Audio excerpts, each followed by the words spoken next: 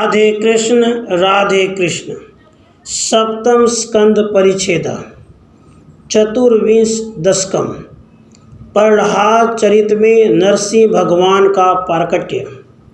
हे देव, जब आपने श्रेष्ठ वाराह मूर्ति धारण करके हिरण्याक्ष को मार डाला, तब उसके सहोदर भाई हिरण्यकशिपु का धैर्य शोक और क्रोध के कारण जाता रहा। हे मुरारे, फिर तो उसने असुरों की सभा में आपके वध के लिए प्रतिज्ञा की। तब उसने घोर तपस्या करके कुछ ही दिनों में अपने समक्ष ब्रह्मा का साक्षात्कार किया।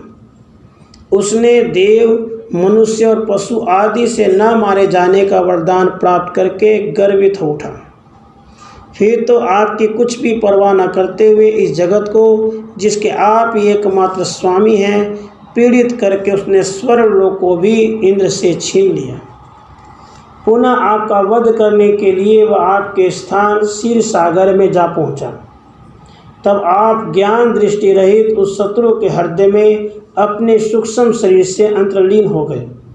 आपको भय से भागा हुआ मानकर उसने सिंह गर्जना की और 14 भुवनों के अंत तक आपकी खोज करता हुआ वह अपने को विजयी मानकर लौट आया। उसके बाद उसके प्रहलाद नामक पुत्र उत्पन्न हुआ। यह जब गर्भ में ही था, तभी उसे वीणा पानी नारद मुनि से आपके भक्ति की महिमा ज्ञात हो गई थी। अतः हे भगवान, वह जन्म से दैत्य होने पर भी शिशु अवस्था में ही आपकी प्रेम लक्षणा भक्ति प्राप्त करके आपके भक्तों के लिए परम उदाहरण स्वरूप हो गया। अपने पुत्र प्रहलाद में आपके चरणों की दास्तां, जो असुरों के लिए हास्यास्पद थी, देखकर दुष्ट आत्मा हिरण्यकशिपु ने उसे चिरकाल तक संडा मर्क आदि गुरुओं द्वारा शिक्षा दिलाई।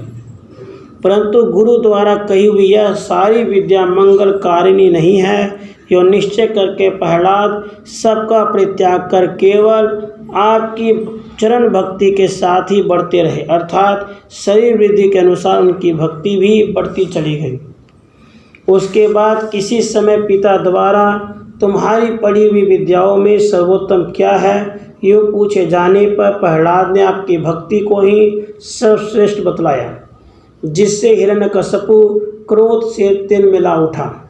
उसने कुपित होकर गुरुओं से पूछा। तब गुरु मुख से यह इसकी प्राकृतिक बुद्धि है, यो जानकर हिरण्यकशिपु आपके चरणाश्रयी प्रहलाद पर वध उपायों का प्रयोग करने लगा। वह त्रिशूलों से बिंधा गया, दिग्गजों द्वारा बारंबार कुचला गया, महान विषधर सर्पों से डसवाया गया, निराहार रखकर विष पिलाया गया, पर्वत की चोटी से ढकेल दिया गया। परंतु हे सर्वव्यापक परमात्मन, आश्चर्य है, आप में मन को लगा देने के कारण प्रहलाद को किसी प्रकार की भी पीड़ा नहीं हुई। तब प्रहलाद का पिता हिरण्यकशिपु, जो अत्यंत दुष्ट था, सशंक हो उठा। उसने गुरुओं के कहने से पुत्र को पुनः गुरु गृह में भेजकर वरुण पास से बांध वहीं अवरुद्ध कर दिया।